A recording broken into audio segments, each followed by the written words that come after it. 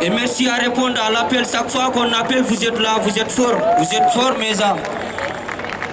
À moi, c'est Mohamed. Je fais partie des zones mineurs isolées à la Gaîté Lyrique qui ont fait une occupation à la Gaîté Lyrique depuis des mois. Et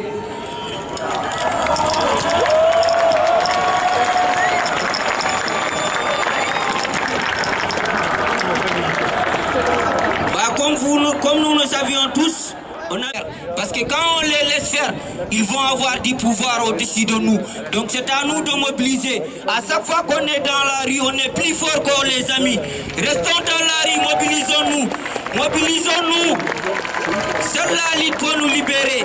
Aujourd'hui, il y a des guerres partout. En Ukraine, en Palestine. Il y a Donald Trump qui est là-bas et qui dit que la condamnation de Marine Le Pen est illégale. Ça ne doit pas être comme ça. Il y a Poutine qui est à côté, je ne sais pas. Et tout ça, on devrait être face à ça. Mais c'est à l'unité qu'on arrivera à les affronter. On ne peut pas les affronter individuellement. Il faut qu'on se mobilise. Il faut qu'on se mobilise. La lutte continue. Oh, pour leur objectif, c'est de casser notre collectif. Mais notre collectif ne va jamais mourir.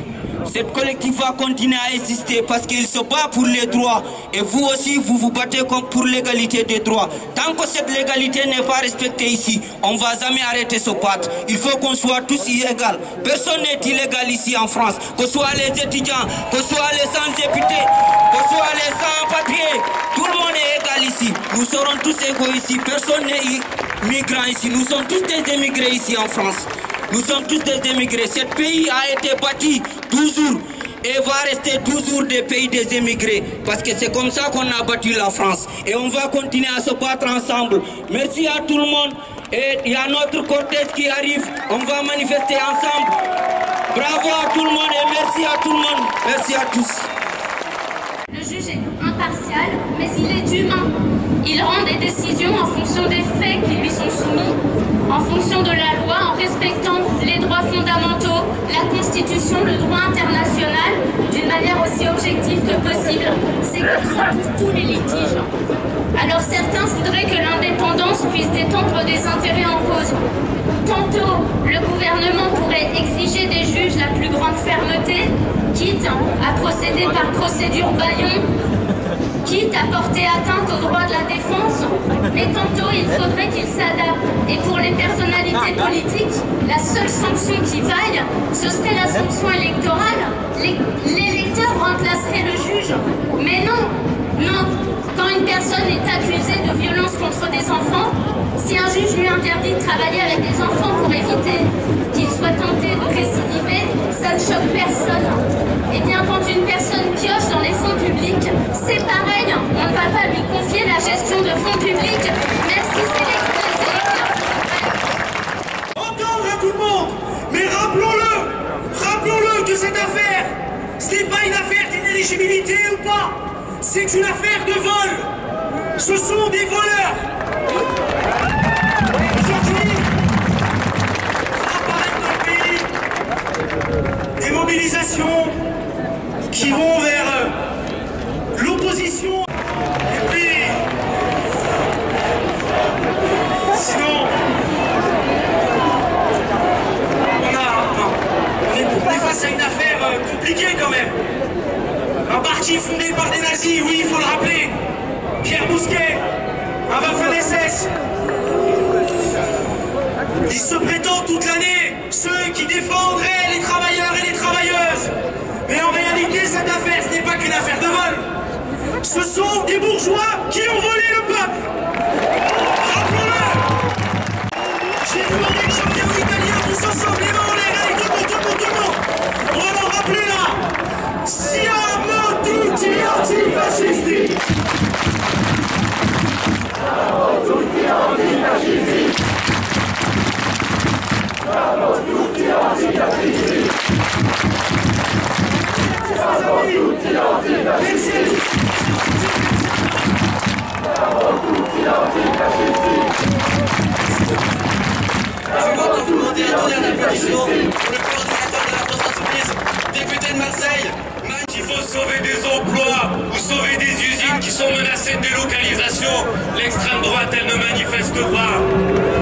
Est-ce que vous avez remarqué que quand il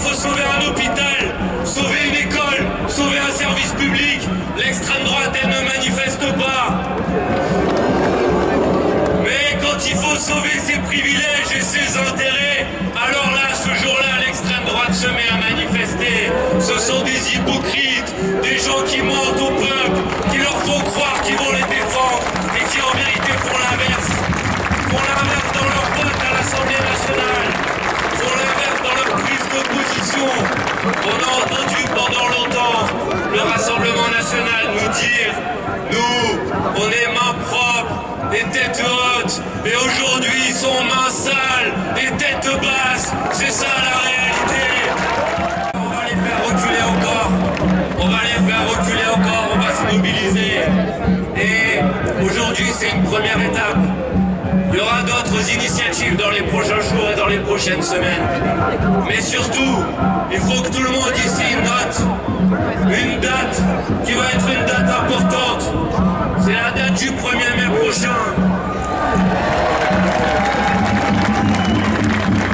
Parce que quand l'extrême droite essaye de s'emparer de nos rues, parce que quand la guerre menace partout dans le monde, parce que quand le président de la République et la majorité utilisent cette situation pour essayer de nous imposer une guerre sociale, parce que quand toutes ces conditions-là, elles sont réunies, alors c'est notre travail à toutes et tous de nous mobiliser.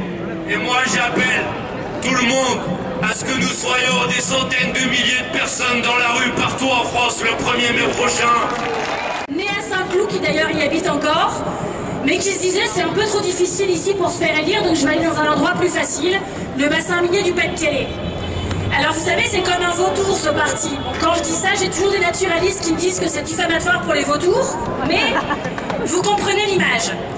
Elle rôdait dans le bassin minier du Pas-de-Calais, s'était présentée à Lens, à Béthune, et puis tout d'un coup, le maire d'Hénin-Beaumont sombre dans une affaire de corruption, 18 chefs d'inculpation, et elle se dit c'est là que je veux me présenter. Moi qui suis élue dans cette ville d'Hénin-Beaumont, dans l'opposition évidemment, je vous rassure, j'assiste à ça. Je suis à l'époque au lycée. Elle arrive et elle donne des leçons d'anticorruption, tête haute, main propre, rappelez-vous. Elle avait un autre slogan à l'époque, les nôtres avant les autres. Mais ça se confirme et c'était en fait au premier degré. Marine Le Pen prône une justice pour tous les autres.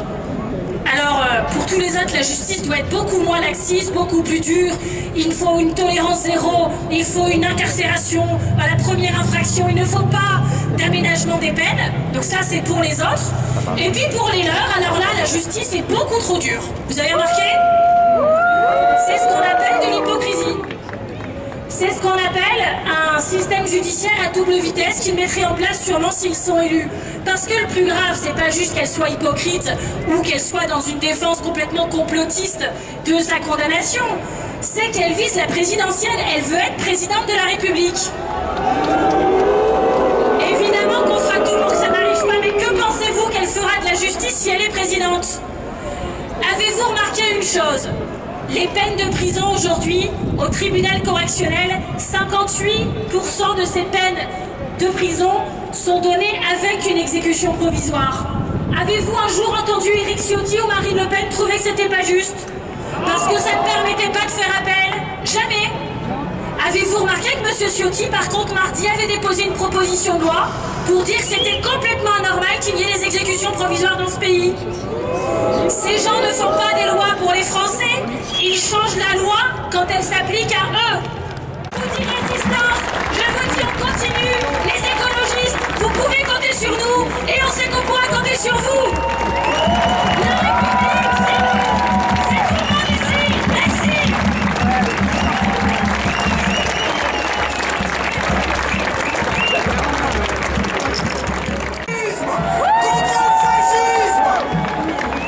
Aujourd'hui, le vrai événement, la vraie chose qu'il faut prendre en compte, c'est que le Rassemblement national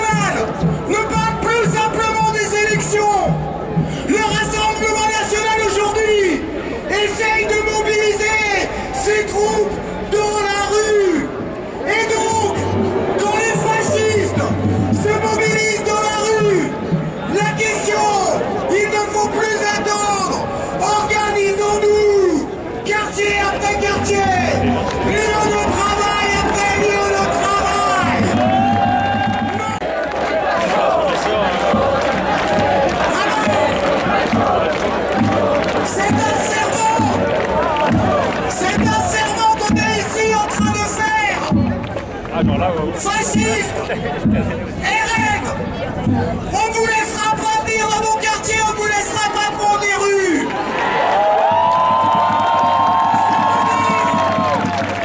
Ça veut dire le 10 mai prochain, des vrais néo-nazis comme chaque année vont défiler au pas de loi dans le centre de Paris. Nous serons là et nous les empêcherons de prendre la rue.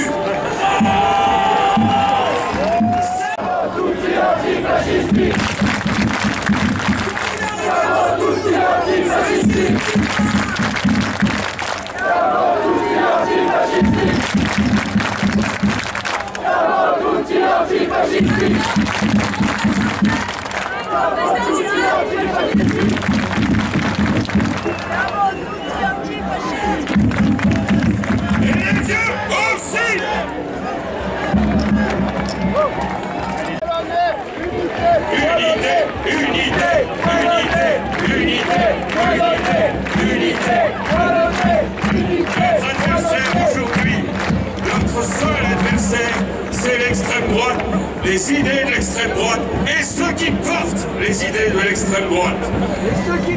Ils sont déjà ici, laissez-les, parce que